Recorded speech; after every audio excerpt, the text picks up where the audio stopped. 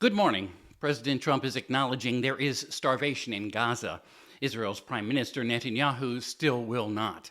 Yet, facing massive world pressure, Israel is allowing for airdrops and truckloads to supply badly needed food as scores have reportedly died from starvation.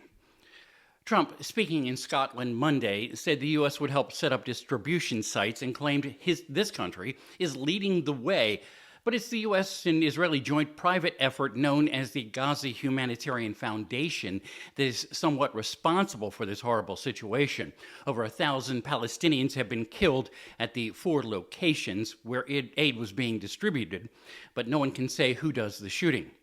International aid organizations are thankful something is getting in, but say it is nowhere near enough to handle the need, and Israel can turn off the access at any moment.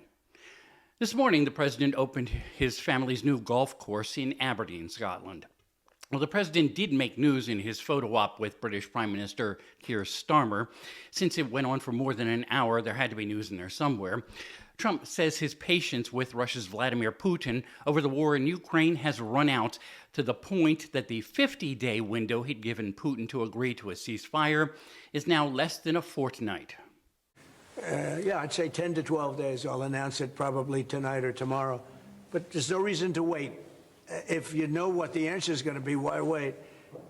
And it would be sanctions and maybe tariffs, secondary tariffs. You know what a secondary tariff is? Secondary tariffs would be sanctions on nations that are buying Russian oil, which in turn helps fund the war in Ukraine. This is something most of the U.S. Senate has been ready to do for months in a bipartisan bill, but Trump wanted to wait, thinking he could bring Putin around and thinking he could do it again and again. The president also revealed why he and Jeffrey Epstein had a falling out and why Trump never went to Epstein's private island. It seems Epstein was stealing away employees from Mar-a-Lago, and Trump banished him from the club in Palm Beach.